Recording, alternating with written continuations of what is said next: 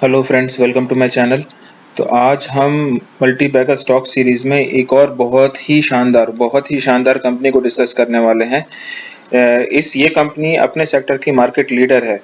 इसकी प्रेजेंस ना सिर्फ इंडिया में बल्कि ओवरसीज मार्केट में भी बहुत स्ट्रांग पोजीशन है, बहुत मार्केट डोमिनेंस है इस कंपनी का। तो इस कंपनी का नाम है सीक्वेंट साइंटिफिक। तो ये एक बहुत ही इंटरेस्टिंग कंपनी है। इस कंपनी में बहुत सारे मेजर डेवलपमेंट हुए हैं अभी रिसेंटली, और इसके बारे में हम काफ़ी डिटेल में डिस्कस करने वाले हैं इस वीडियो में। तो हम पहले तो इसके बिजनेस मॉडल को समझेंगे, क्योंकि ये जो है कंपनी, ये एनिमल हेल्थ केयर के सेक्टर में है और ये उसमें लीडर है।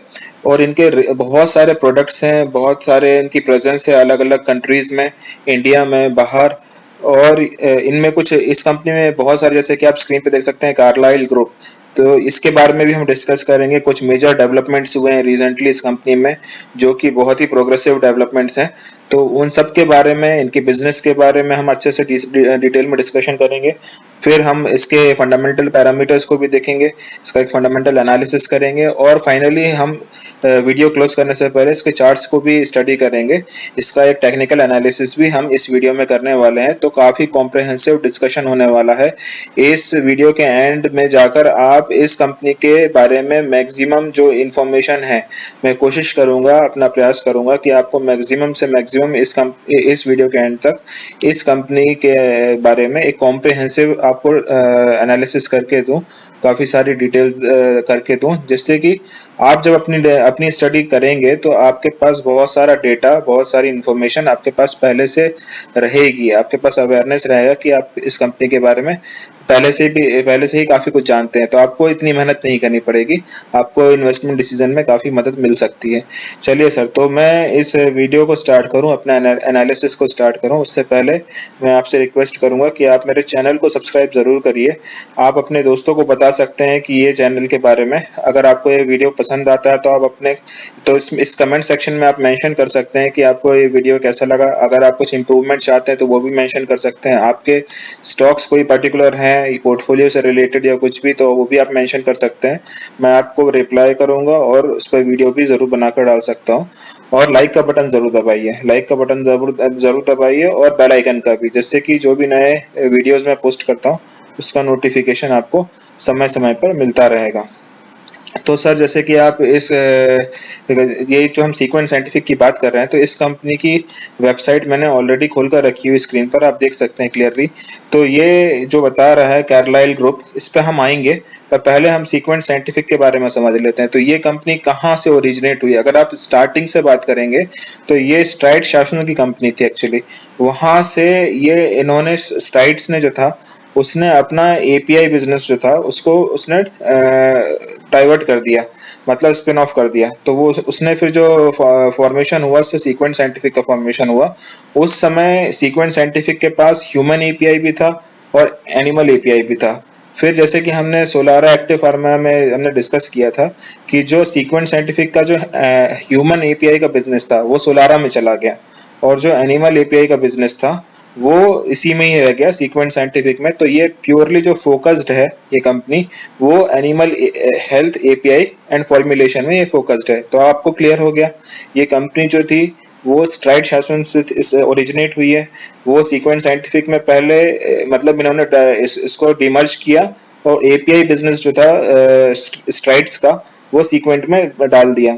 फिर एपीआई जो था उसमें ह्यूमन एपीआई भी था और एनिमल एपीआई भी था। जो ह्यूमन एपीआई वो फिर से डीमर्ज हुआ, वो सोलारा में चला गया, और जो एनिमल एपीआई था वो सीक्वेंट ने रिटेन किया। और उनका जो टोटल फोकस था सीक्वेंट का, वो एनिमल एपीआई में था। सोलारा का जो फोकस है वो ह्यूमन एपीआई में। तो इन्होंने अपने बिजनेसेस को बहुत क्लियरली सेग्रीगेट कर लिया है, बहुत क्लियरली अपना टारगेट कर लिया है, और इसी पर ही क्लियर फोकस है उनका। तो ये काफी अच्छी स्ट्रेटेजी है कि किसी भी मैनेजमेंट का अगर क्लियर फोकस रहता है एक ही बिजनेस पर, तो वो बहुत अच्छे रिजल्ट्स देती है, जो कि अभी हमको सीक्वेंट साइंटिफिक में देखने मिल रहा है। तो तो आप देख सकते हैं कि सिंस इट्स इंसेप्शन इन 2002, तो ये सीक्वेंट साइंटिफिक 2002 की बात कर रहे हैं, today has emerged as the only pure play animal health API and formulation company with a global footprint. तो एपीआई जैसे कि हमने पहले भी डिस्कस किया है, जब हमने सोलारा और आईओएल केमिकल के बारे में डिस्कशन किया था कि एपीआई जो है वो है एक्टिव फार्मास्यूटिकल इंग्रेडिएंट। तो एक्टिव फार्मास्यूटिकल इंग्रेडिएंट क्या होता है? तो जैसे हमने पहले भी बात की थी कि जो रॉ मटेरियल होते हैं, जनरली किसी भी मेडिसिन को बनाने के लिए सबसे पहले जो प्रोसेस होती है वो रॉ मटेरियल से एक्यूमुलेट किए जाते हैं। उसमें काफी सारे केमिकल प्रोसेसेस होते हैं जो कि कंपनीज करती हैं, और उसके बाद उसको बोलते हैं इंटरमीडिएटरीज। तो वो जब इंटरमीडिएटरीज बन जाते हैं फिर उसके बाद उसमें फिर से केमिकल काफी कंपोजिशन चेंज किया जाता है उसका, और वो फिर एपीआई होता है। उससे एपीआई डेवलप होता है। एपीआई ही एक्टिव पार्ट है। किसी भी मेडिसिन में एक एक्टिव पार्ट होता है और एक नॉर्मल पार्ट होता है अदर केमिकल सब्सटेंसेस इसको बैलेंस करने के लिए। तो जो मेन क्योर करता है डिसीज को वो एक्टिव पार्ट होता है, तो वो उसी को ही एपीआई बोलते हैं, एक्टिव फार्मास्यूटिकल इंग्रेडिएंट। तो जो पूरे कैप्सूल या आप दवाई खाते हैं उसमें बहुत सारे इंग्रेडिएंट होते हैं, बहुत सारे केमिकल्स हो सकते हैं, उसमें से जो एक्टिव पार्ट होता है वही एपीआई, उसी को ही एपीआई बोलते हैं। तो ये जो है ये सीक्वेंट साइंटिफिक जो है वो एनिमल्स की जो मेडिसिन बनती हैं उसमें जो एपीआई यूज होता है उसको ये बनाता है। तो ये आपको अभी शायद क्लियर हो गया होगा कि एपीआई क्या है। दूसरा इसमें की चीज जो है, एक तो एपीआई आपको क्लियर हो गया, दूसरा क्या है फॉर्मुलेशन। तो जब आपके पास एपीआई रेडी हो जाता है तो उसमें फर्दर केमिकल्स ऐड किए जाते हैं फार्मास्यूटिकल कंपनीज के द्वारा, और उस एपीआई को हमको बैलेंस करके रखना पड़ता है। उसकी जो इफेक्टिव होती है तो वो उसको डिस्टरबेंस नहीं होना चाहिए। मतलब जो एपीआई का जो काम करने की प्रक्रिया होती है वो डिस्टर्ब ना हो, उसमें एडिशनल केमिकल्स को मिलाया जाता है जिससे कि या तो उसको हम लिक्विड की तरह ले सकते हैं, उसको टैबलेट्स की तरह ले सकते हैं, या उसको इंजेक्शन की तरह ले सकते हैं। तो वो जो प्रोसेस होती है जिसमें हम एडिशनल केमिकल्स मिलाते हैं और उसको फाइनल ड्रग में कन्वर्ट कर देते हैं और बिना एपीआई को डिस्टर्ब किए, उसको फॉर्मुलेशन प्रोसेस बोलते हैं। तो अभी आपको काफी क्लियर होगा कि फॉर्मुलेशन क्या है। आप एपीआई में जो एडिशनल केमिकल्स ऐड करते हैं जिससे कि आपका एपीआई की जो फंक्शनैलिटी है वो डिस्टर्ब ना हो, सेम इफेक्टिविटी रहे उसकी, और एडिशनल कंपोनेंट्स ऐड कर दिया जाए जिससे कि वो या तो लिक्विड फॉर्म में ले सकें आप, या तो फिर आप टैबलेट्स के फॉर्म में ले सकें, या फिर इंजेक्टेबल्स मतलब आप जो सिरिंज विरिंज होती है उसके थ्रू ले सकें आप। तो ये अलग अलग तरीके से आप ले सकते हैं। वो जो प्रोसेस होती है जिससे कि आप एपीआई में एडिशनल केमिकल्स मिलाकर फाइनली एक ड्रग को बनाते हैं, वो फॉर्मुलेशन प्रोसेस होती है।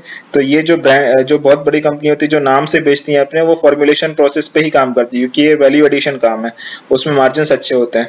तो ये कंपनी जो है एनिमल में दोनों काम करती है, पहले एपीआई करती थी, अभी फॉर्मुलेशन में भी ये आ चुकी है। तो अब आपने समझ लिया इनके बिजनेस को, तो ये आपको काफी कुछ क्लियर हो गया होगा। अब हम आ जाते हैं इनके मेन चीज पर।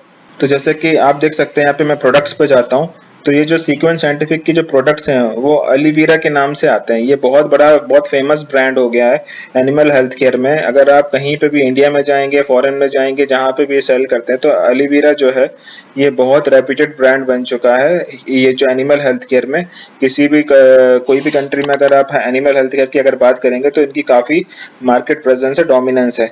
चलिए, तो इनकी एक अलग से वेबसाइट है एलीवीरा की, जो कि आप यहाँ पर देख सकते हैं, मैंने खोल के रखी हुई है। ये है एलीवीरा की। तो इसमें भी आप और भी फर्दर डिटेल देख सकते हैं यहाँ पे कि Alivira is the India's largest and the first global animal health care company offering APIs and formulation. तो एलीवीरा जो है वो इंडिया की लार्जेस्ट है, जो मैं आपको बोल रहा था कि मार्केट लीडर है ये। तो ये आपको क्लियर हो जाता है कि ये नंबर 1 है इंडिया में, और वर्ल्ड की भी इसमें काफी बड़ी पोजीशन है इसकी। अंडर 20 कंपनीज में से आती है ये, जो कि एपीआई भी बनाती है और फॉर्मुलेशन करती है, दोनों काम करती है। We have state of art manufacturing facilities in 5 countries including India, only US FDA approved API facility। तो आप ये समझिए कि 5 कंट्रीज में इनकी मैन्युफैक्चरिंग फैसिलिटीज हैं, और इंडिया से जो यूएस एफडीए से जो अप्रूव्ड साइट है वो इंडिया में सिर्फ इन्हीं के पास है, एलीवीरा की ही साइट है, और दूसरी कोई भी साइट नहीं है इंडिया में जो ह्यूमन एपीआईज बनाती हो और अप्रूव्ड हो। ये आपको ध्यान देने की चीज़ है, ये बहुत ज़रूरी चीज़ है। फिर marketing presence in more than 100 countries and employing 1000 plus people. तो देखिए इतने सारे लोगों को इन्होंने अप्लाई किया, 100 कंट्रीज से ज़्यादा में इनकी बिजनेस चल रहे हैं। The API business is characterized by long established relationship with global 10। तो एपीआई किनको सप्लाई करते हैं, तो ये खुद भी यूज करते हैं, प्लस जो global top 10 animal health care companies हैं, क्योंकि एक्टिव फार्मास्यूटिकल इंग्रेडिएंट ये सेल करते हैं बिग फार्मास को, जो कि ग्लोबल की टॉप 10 जो एनिमल हेल्थ केयर की जो मेडिसिन बनाती हैं उन कंपनीज को ये एपीआई सेल करते हैं। वो कंपनी इनकी एपीआई को यूज करके फिर जो हमने फॉर्मुलेशन में बात की कि उसमें फर्दर केमिकल्स मिला के वो अपने मेडिसिन सेल करते हैं मार्केट में। तो ये जो है एपीआई सेल करती है ग्लोबल 10 कंपनीज को, हेल्थ केयर कंपनीज को। ये बहुत मेजर अचीवमेंट है इसका। फिर Alivira has formulation footprints in 80 plus countries with 500 formulation in 12 dosage forms। तो ये देखिए, तो formulations ये खुद भी कर रही है, उसमें 80 plus countries में इसकी प्रेजेंस है। तो ये आपने देख लिया काफी सारी। अब हम इसके फर्दर इनके बिजनेस को समझना चाहते थे, तो इनकी इन्वेस्टर प्रेजेंटेशन भी बहुत इंटरेस्टिंग है, जो कि आप देख सकते हैं यहाँ पे मैंने खोल के रखी हुई है। जल्दी से हम इसको कवर करने की कोशिश करेंगे। तो देखिए ये जो है Sequent Scientific the largest pure play. तो ये प्योर प्ले मतलब यहाँ पे ह्यूमन की बात नहीं कर रहे हैं, सिर्फ एनिमल पे फोकस है इनका। Animal health company from India into API and formulation. तो अभी आपको क्लियर हो गया कि एनिमल हेल्थ केयर की कंपनी है, एपीआई की में इसकी प्रेजेंस है, और फॉर्मुलेशन, ये दोनों चीज मैं आपको एक्सप्लेन कर चुका हूँ। उसके बाद देखिए 26 कॉमर्शियल एक्टिव फार्मास्यूटिकल इंग्रेडिएंट्स। कितने सारे इनके पास एपीआईज हैं, तो 26 एपीआईज हैं। फिर इनकी जो टीम कितनी है, तो 1400 से ज्यादा लोगों की टीम है। फिर इनकी मैन्युफैक्चरिंग कितनी है, तो 8 ग्लोबल मैन्युफैक्चरिंग एसेट्स। तो कहाँ कहाँ पर है, India, Spain, Germany, Brazil and Turkey में। फिर 1000 प्लस फिनिश्ड डोसेज फॉर्मुलेशंस, एफडीएफ जो होता है, ये मतलब आपके जो फिनिश्ड डोसेज फॉर्मुलेशन, आपका एपीआई के बाद जो आप ड्रग को बना देते हैं, फॉर्मुलेशन जिसको प्रोसेस बोलते हैं, उसके बाद ये 1000 प्लस इनके पास प्रोडक्ट्स हैं अक्रॉस 12 डोसेज फॉर्म्स। ये देखिए कितने बढ़िया चीज है। फिर 4.5x business scaled in last 4 years. तो 4.4 गुना इन्होंने अपना बिजनेस को कर दिया। इनकी प्रेजेंस कितनी है, 100 प्लस कंट्रीज में है। ये आप सोचिए इंडियन कंपनी ही है, आप इनके पास स्केल देखिए कितना बढ़िया है, बहुत इंटरेस्टिंग कंपनी लग रही है मुझे। उसके बाद देखिए invested in R&D and manufacturing capabilities, building market presence, और यूएस एफडीए अप्रूव्ड साइट है ये। इंडिया ओनली, सिर्फ इंडिया की एक ही US FDA approved animal health API. Human में तो बहुत सारी यूएस एफडीए हैं, बट एनिमल हेल्थ एपीआई में सिर्फ जो वाइजैग में इनकी फैसिलिटी है वो यूएस एफडीए से अप्रूव्ड है। तो ये आपको इंपॉर्टेंट पॉइंट है, ध्यान देने की चीज है। फिर देखिए ये कहाँ पर इनका फोकस है, तो ये जो है प्रोडक्शन, एक तो प्रोडक्शन एनिमल्स होते हैं, एक कंपेनियन एनिमल्स होते हैं जो कि हम घर में पालते हैं, और एक जो होता है जो कि जनरली जिससे हम बिजनेस करते हैं। तो उसमें जैसे गोट हो गया, शीप हो गया, काऊ हो गया, पिग्स हो गए, हैंस हो गए। तो ये सारे जो होते हैं वो प्रोडक्शन एनिमल्स होते हैं। बाकी जो डॉग वॉग जो हम पालते हैं तो वो हमारे कंपेनियन एनिमल्स होते हैं। तो इनका जो फोकस है, वो सीक्वेंट का जो फोकस है वो प्रोडक्शन एनिमल्स में है, मतलब जो लाइफ स्टॉक्स होते हैं तो वहाँ उनको सप्लाई करते हैं। तो आप देखिए इंडिया में तो फिर भी मीट का कंजम्पशन कम है, बट अगर आप इंडिया से बाहर दूसरी कंट्रीज में जाते हैं तो उनका मेजर पार्ट ऑफ जो फूड होता है वो नॉन वेजिटेरियन आइटम्स ही होते हैं। तो बाहर आप इंडिया से निकलेंगे तो आप देखेंगे कि इसका जो डिमांड है, जो एनिमल प्रोडक्ट्स की जो डिमांड है, और उसमें उसके उनके एनिमल के जो हेल्थ केयर में खर्च होता है वो ह्यूमन के बराबर ही होता है। बहुत बड़ा मार्केट है एक्चुअली है। तो आपको इंडिया में जरूर समझ में नहीं आता होगा, बट ये इंडिया के बाहर अगर आप जाएंगे, इंडिया में भी काफी प्रेजेंस है, बट अगर मैं आपको बोलूं कि बाहर, तो वो कंजम्पशन काफी बढ़ जाता है। ठीक है सर। तो ये देखिए यहाँ पर ये जो इनका फोकस है, global animal in health care industry, ये 4.8% से बढ़ने वाली है, $45 बिलियन तक 2025 तक पहुंच जाएगी। उसमें इनका जो है increase demand for animal protein, ये सारी चीजें बता रहे हैं। इनका फोकस जो है वो लाइफ इसी पे है, प्रोडक्शन एनिमल्स पे। ये मैं आपको शॉर्ट फॉर्म में बता देता हूँ। चलिए नेक्स्ट स्लाइड पे चले जाते हैं। Seeing the industry disruption at a distance. तो ये स्टार्टिंग में जो ये बता रहे हैं सीक्वेंट इन अर्ली डेज, तो एपीआई लेड स्ट्रेटेजी थी इनकी, सिर्फ फॉर्मुलेशन पे इनका फोकस नहीं था। ये देखिए एनिमल हेल्थ एक्चुअली क्या था, अनडिस्कवर्ड स्पेस था। फाइजर ने जब जोएटिस करके जो डिस्कवर की थी, उसके बाद लोगों ने थोड़ा एनिमल हेल्थ केयर पे भी फोकस करना चालू किया। ये फाइजर पायनियर था उसमें। फिर वहां से सीक्वेंट साइंटिफिक ने उससे क्यूज लिए, और इनका जो स्टार्टिंग में फोकस था वो सिर्फ एपीआईज बनाने पे था। फिर बाद में इन्होंने जो है फॉर्मुलेशंस पे भी अपना ध्यान देना चालू किया। Changing times for industry, emergence of standalone animal health business, clear differentiation from human. तो इन्होंने फिर बाद में अपना फोकस जो है सिर्फ एनिमल हेल्थ पे किया, ह्यूमन फार्मा से निकल गए बाहर। फिर कॉम्प्लेक्स जो एपीआईज थे उसमें भी उन्होंने फोकस किया, सप्लाई चेन को इम्प्रूव किया, ये सब चीजें बता रहे हैं। फिर रिवायर्ड सीक्वेंट, तो इन्होंने क्या किया, focus on building business across animal health domain, unique integrating APIs and formulation on both strategy with focus on APIs and formulation, इसको भी ऐड किया उन्होंने, ठीक है। फिर supported by research and development company and manufacturing, तो ये सब चीजें उन्होंने काफी ऐड की अपनी स्ट्रेटेजी में। फिर देखिए आप, इनकी जो ग्लोबल मैन्युफैक्चरिंग प्रेजेंस है वो कहाँ कहाँ पर है। तो हम अपने इंडिया से पहले चालू करते हैं। तो तारापुर इंडिया में है, जो कि अप्रूवल्स किससे है, सीजीएमपी से है। फिर महद जो है वो इसको भी काफी सारी रेगुलेटरी एजेंसी, अलग अलग कंट्रीज के अलग अलग रेगुलेटरी एजेंसीज होती हैं। तो कुछ यूरोपियन यूनियन की हैं, कुछ कनाडा की होंगी, कुछ कहीं कहीं की होंगी। तो ये सारे देखिए, ये एक तारापुर में एक फैसिलिटी है, महाद में एक फैसिलिटी है, सारे अप्रूवल्स हैं इनके पास। अंबरनाथ में है, जो कि अप्रूवल्स इंडिया, युगांडा, यूथोपिया, और फिर वाइजाग में जो है यूएसएफडीए से है और डब्ल्यूएचओ से है। फिर बेंगलुरु में है। आपको ये ध्यान रखना होगा कि ये जो इंडिगो लाइन में है वो एपीआई मैन्युफैक्चरिंग, तो यहाँ पे एपीआई मैन्युफैक्चर करते हैं, यहाँ पे मैन्युफैक्चर करते हैं, और वाइजैग में करते हैं। 3 जगह पर एपीआई मैन्युफैक्चरिंग होती है।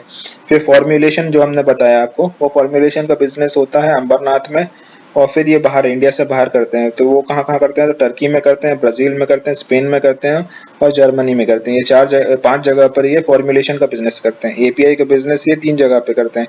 और एनालिटिक्स मतलब रिसर्च एंड डेवलपमेंट का जो काम होता है वो मैंगलोर में होता है और बैंगलोर में होता है। तो ये आपको अभी काफी क्लियर पिक्चर इसकी समझ में आ गई आपको। ओके सर, वही चीज इन्होंने थोड़ा डिटेल में भी बताया, प्रोडक्शन कैपेबिलिटीज।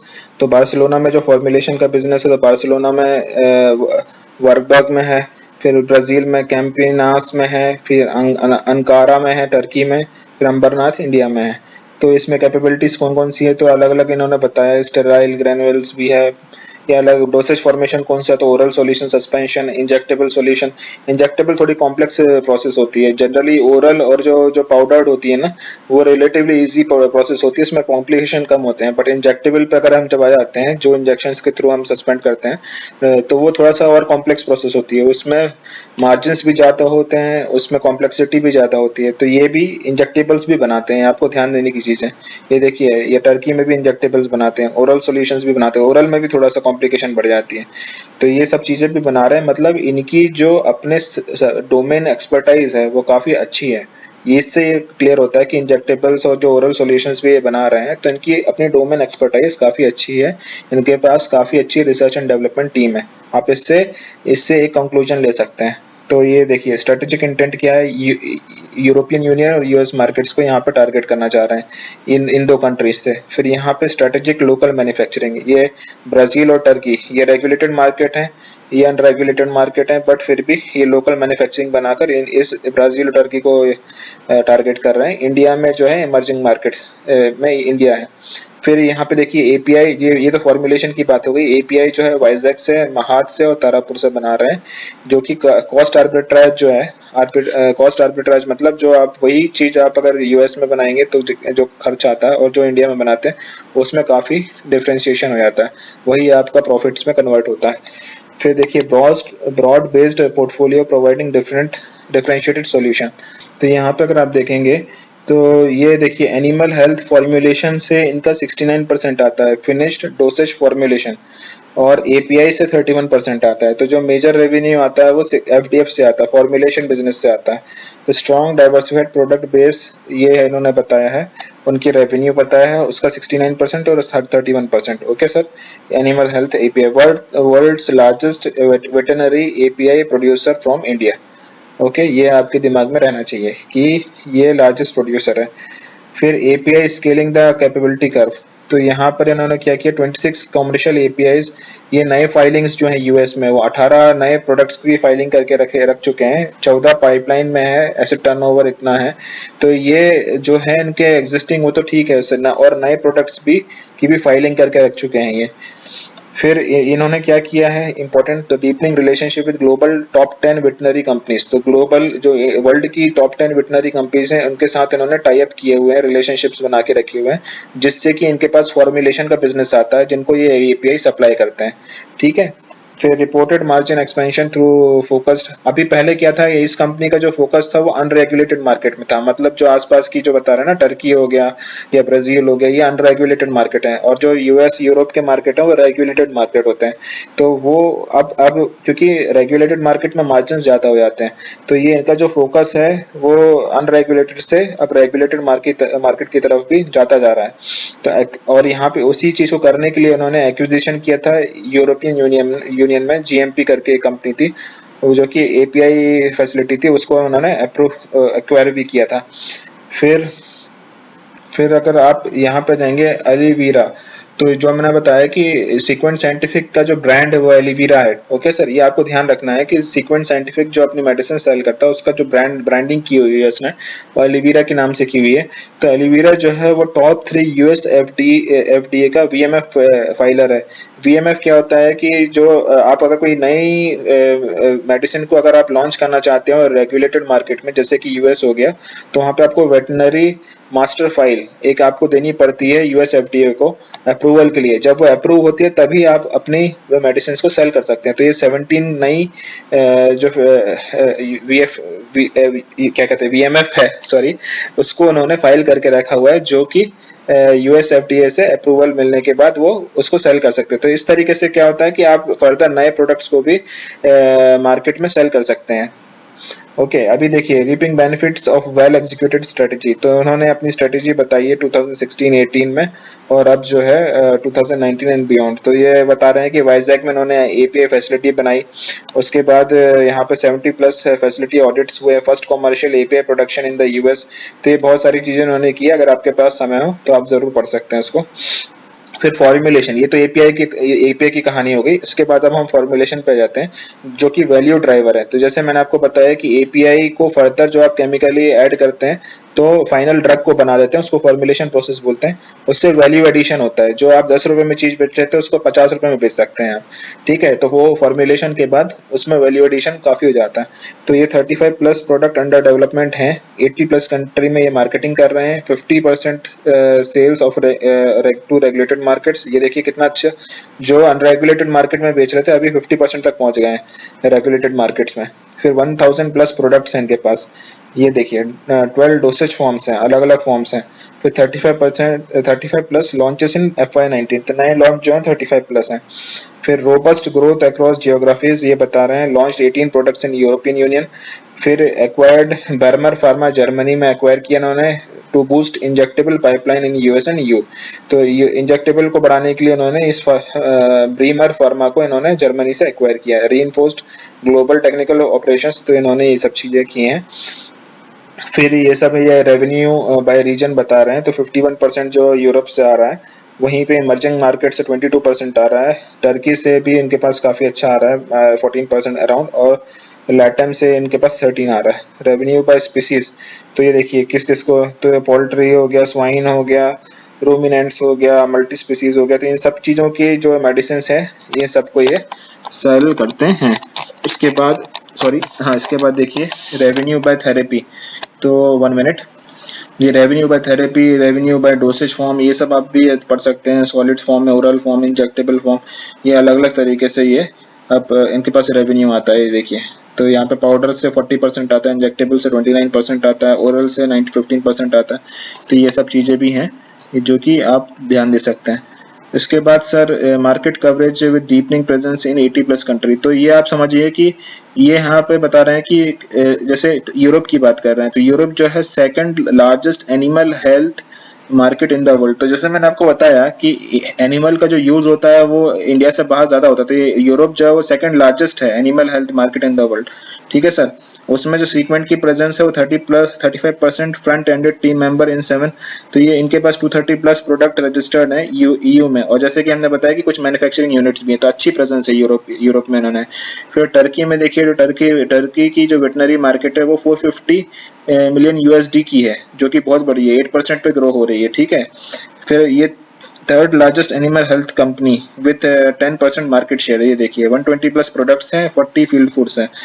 ठीक है सर, उसके बाद फिर जल्दी से हम बता देते हैं। फिर लैटिन अमेरिका देखिए आप, तो dominated by Brazil and Mexico. तो ये पर फिर भी 6.7% of the global animal health business accounted by Brazil and Mexico. तो ये 6.7% वर्ल्ड का जो है ब्राजील और मैक्सिको से आता है। तो इसमें भी इनके पास काफ़ी अच्छी है, 25 प्लस रजिस्टर्ड प्रोडक्ट्स हैं, ये सारी चीज़ें हैं। उसके बाद जो इंडिया की है वो सेकंड फास्टेस्ट ग्रोइंग, ये लार्जेस्ट नहीं है, फास्टेस्ट ग्रोइंग है market for the animal health care. और इसमें भी इनकी तो है ही काफ़ी, 50 प्लस रजिस्टर्ड प्रोडक्ट है और 150 प्लस फील्ड फोर्सेस हैं जो कि ये इस पे काम कर रहे हैं वो। तो आपने देखा यहाँ पर कि यूरोप में, टर्की में, लैटिन अमेरिका में, इंडिया में, तो ये इस सब जगह पे इनकी प्रेजेंस है। चलिए सर, अब हम इनके कुछ जो रीसेंट स्ट्रेटेजिक डेवलपमेंट्स हुए हैं उस पे आ जाते हैं, जो कि बहुत की डेवलपमेंट है। देखिए कार्लाइल ग्रुप जो है वो यूएस का कहना चाहिए one of the biggest venture capitalist है, जो कि काफ़ी कंपनीज को फंड करता है, पैसे देता है बिजनेस स्टार्ट करने के लिए, उसमें काफ़ी बड़ा स्टेक्स लेते हैं। तो ये काफ़ी नोन कंपनी है कार्लाइल ग्रुप। तो इस प्राइवेट इक्विटी के आने से जो है एक मार्केट ने एक फ्रेश आउटलुक लिया है इस कंपनी को लेकर, क्योंकि कार्लाइल जो है वो कहीं पे भी इन्वेस्टमेंट करता है तो इनका काफ़ी समय जाता है रिसर्च करने पे, उस कंपनी को स्टडी करने पे, और उनको अगर फ्यूचर में उस कंपनी का प्रोस्पेक्टिव दिख रहा है जो कि ग्रोथ प्रोस्पेक्टिव है, तभी इतनी बड़ी कंपनी बड़े स्टेक्स लेती है कंपनी में। तो कार्लाइल के आने से ये पूरी कंपनी की एक तरह से रीरेटिंग हो गई है। वैसे भी बहुत स्ट्रॉन्ग बिजनेस मॉडल था, बट कार्लाइल ग्रुप जो है वर्ल्ड नोन ग्रुप है, प्राइवेट इक्विटी प्लेयर है, और उसके आने से बहुत रीरेटिंग हो सकती है, हो चुकी है और होने वाली है, और आगे भी जो है मार्केट में भी इनकी जो है, क्योंकि अब ये इन्होंने कंट्रोलिंग स्टेक ले लिया है, 53% इस कंपनी का कार्लाइल ग्रुप के पास में है। तो इससे जो मार्केट परसेप्शन भी है उससे उसमें भी काफ़ी मदद मिलती है, इंप्रूव होने में काफ़ी मदद मिलती है। देखिए, तो इन्होंने अनाउंस किया था 2020 में, मई 8 में, और उन्होंने जो है 26% ऑलमोस्ट कंप्लीट कर लिया है पहले इसमें ट्रांस में। तो उन्होंने 26% एक्वायर कर लिया है पहले ही, देखिए एक्वायरिंग 25%, और जो है 53% तक इन्होंने एक्वायर कर लिया है अभी एज ऑफ नाउ। फिर ट्रांजैक्शन ये तो हो चुका जी, ये इम्पोर्टेंट नहीं है। और यहाँ पे देखिए, यहाँ पे कुछ न्यू डायरेक्टर्स भी आ गए हैं इनके, नीरज भारद्वाज और राहुल मुकिम करके जो हैं, ये एमबीए है हार्वर्ड बिजनेस स्कूल से, और ये जो है एमबीए आईआईएम लखनऊ से। तो ये काफ़ी एजुकेटेड लोग भी आ गए हैं, अच्छा है, अच्छा मैनेजमेंट रहता है तो अच्छा आउट परफॉर्मेंस भी मिलते है कंपनी से, वो सारी चीज़ें भी हैं। चलिए सर, तो हमने काफ़ी डिटेल में इनकी बिजनेस को समझ लिया, हमने काफ़ी सारे प्रोडक्ट्स देख लिए, कौन सी ज्योग्राफी में ये प्रेजेंट हैं, ये एपीआई में है, ये फॉर्मुलेशन में है, ये फिनिश डोसेज बनाते हैं, इंजेक्टेबल्स में भी बनाते हैं, पाउडर में भी बनाते हैं, ओरल सॉल्यूशंस भी देते हैं, और इनकी मार्केट डोमिनेंस है, यूएस एफडीए से अप्रूव्ड साइट है, और इंडिया की नंबर 1 जो है एनिमल हेल्थ केयर में नंबर 1 कंपनी है ये आपने इनके बिजनेस से स्टडी करके समझ लिया। अब हम इसके जल्दी से फंडामेंटल एनालिसिस भी कर लेते हैं, इसके पैरामीटर्स को भी डिस्कस कर लेते हैं। तो हम देख सकते हैं यहाँ पर स्क्रीन पर, आपने देखा ये मार्केट कैपिटल जो है वो 6239, तो ये मिड कैप कंपनी है, आप सेफली बोल सकते हैं ये मिड कैप कंपनी है। फिर पीई देखिए 56.7, क्यों हो गया? क्योंकि रीसेंट रनअप काफी अच्छा देखने में मिला है। आप देखिए ये जो डील कंप्लीट हुई इसके बाद, एक्चुअली मैं इस वीडियो को काफी जल्दी बनाना चाह रहा था, बट मेरी एंगेजमेंट जो है, बहुत सारी रिक्वेस्ट आ गई, तो मैंने थोड़ा डिले हो गया मेरे से ये वीडियो। पर फिर भी आप ये मत सोचिए कि आपसे बस छूट गई है, अभी बिल्कुल भी बस नहीं छूटी है, ये बहुत लंबी जर्नी है, आप अभी भी इसमें पोजीशन मेरे हिसाब से तो बना सकते हैं। फिर आरओसीज देखिए 12.3%, 11.3%, जो कि कम है, बट डेफिनेटली ये समय के साथ आपको 20% तक भी जाते हुए दिखेंगे, ये मेरा विश्वास है। फिर डेट टू इक्विटी देखिए 0.35%, जो कि काफ़ी कंट्रोल्ड है।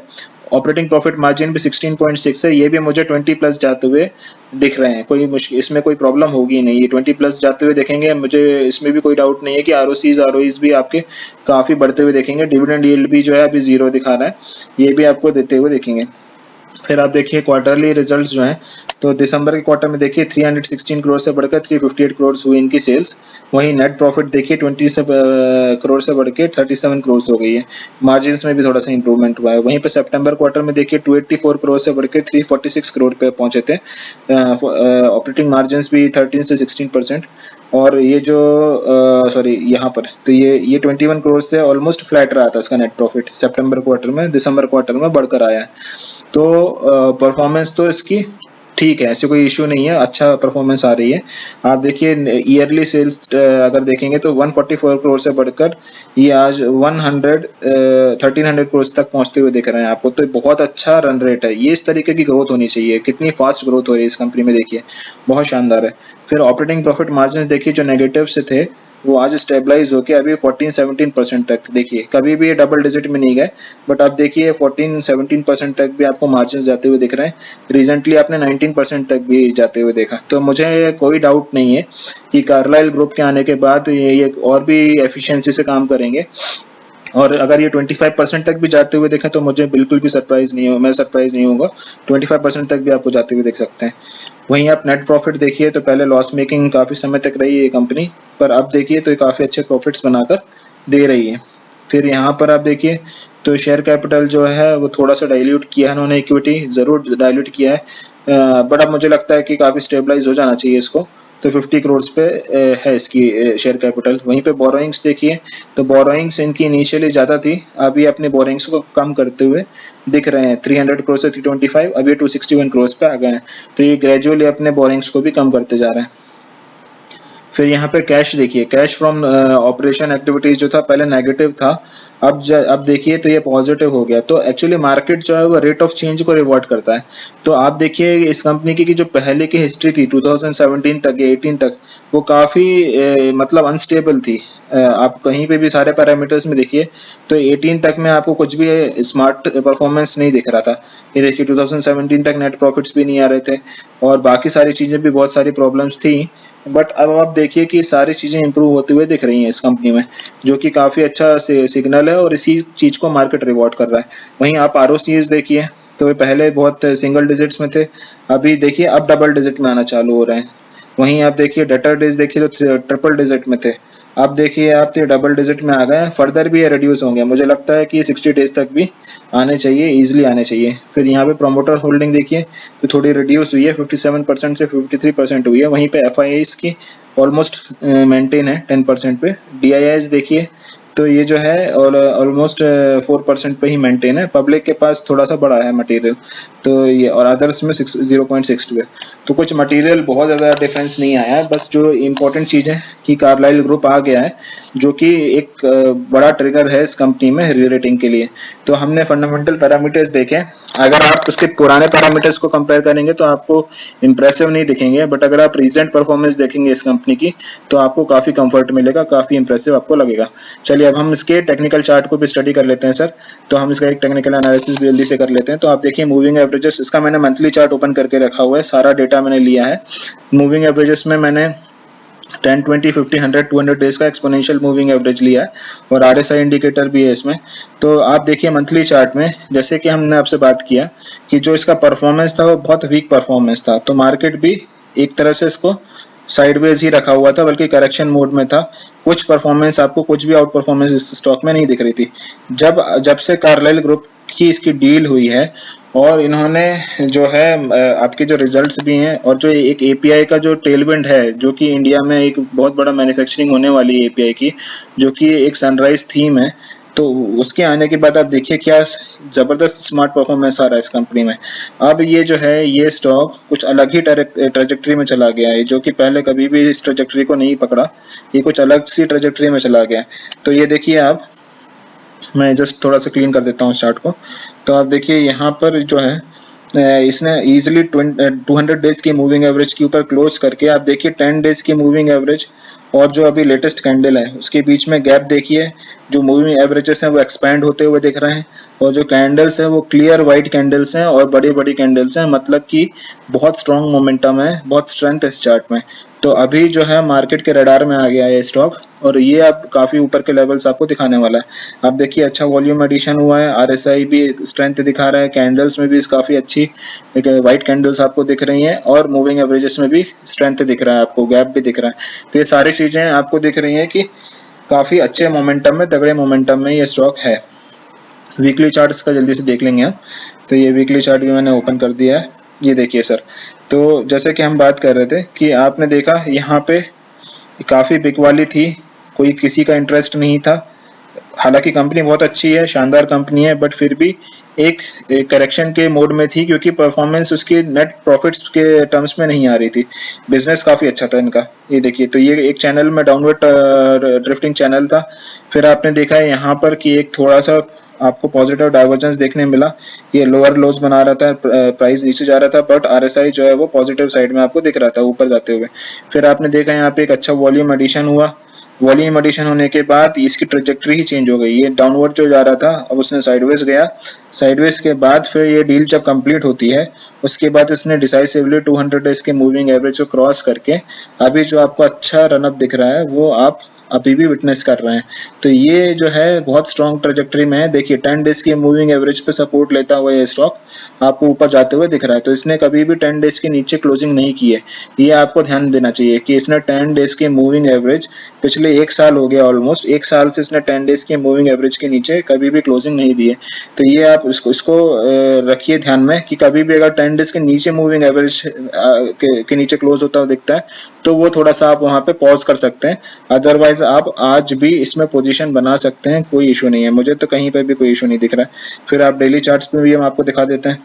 डेली चार्ट्स में देखिए वही चीज हमको क्लियरली दिख रही है कि ये बहुत स्ट्रॉन्ग मोमेंटम है ये स्टॉक, जो कि आपको दिख रहा है अपवर्ड ट्रेजेक्टरी दिखा रहा है, और यहाँ पर भी आपको कहीं पर भी कोई भी वीकनेस आपको नहीं दिख रही, कोई नेगेटिव डाइवर्जेंस नहीं दिख रहा। आरएसआई अच्छा स्ट्रेंथ दिखा रहा है, और ये जो स्टॉक है ये 10 डेज का 20 डेज का जो है मूविंग एवरेज पर ही सपोर्ट ले रहा है, और वहां से ऊपर की ट्रेजेक्टरी हो रही है।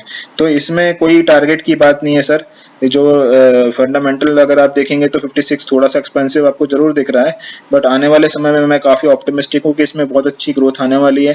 तो उस पॉइंट ऑफ व्यू से, और जो कार्लाइल मैनेजमेंट आ गया है इसमें, तो वो भी एक बहुत बड़ा टेलविंड है इस कंपनी को का। तो आपको, और ये लीडर है, आप लीडर है तो आपको ये ध्यान रखना चाहिए। और एपीआई के बिजनेस में है, बहुत सारे मल्टीपल चीजें हैं जो कि एक साथ हुई है इस कंपनी में, इसलिए ये कंपनी काफी इंटरेस्टिंग हो गई है, मार्केट के रडार पे आ चुकी है। तो अब ये इजीली नीचे नहीं मिलेगा। आप सोचेंगे कि अगर ये करेक्शन हो जाए इसमें, तो नहीं होने वाला, मार्केट इसको बहुत ऊपर लेके जाने वाला। तो चलिए सर, आप भी सोच सकते हैं, मैं आपको बोल नहीं रहा हूँ आप तुरंत खरीद लीजिए, आप भी अपना एनालिसिस कर लीजिए, अगर आपको पसंद आती है तो आप अपनी पोजीशन जरूर बना सकते हैं। तो आपको ये वीडियो कैसा लगा आप लोग कमेंट सेक्शन में लिख के जरूर बताइएगा। अगर ये पसंद आया तो लाइक का बटन जरूर दबाइए, अपने दोस्तों के साथ शेयर करिए, और मेरे चैनल को सब्सक्राइब करना मत भूलिए, बेल आइकन को भी दबाना मत भूलिए, जिससे कि मैं जो भी वीडियोस डालता हूँ उसका लेटेस्ट नोटिफिकेशन आपको मिलता रहेगा। ओके सर, नेक्स्ट वीडियो में मिलेंगे, बाय बाय।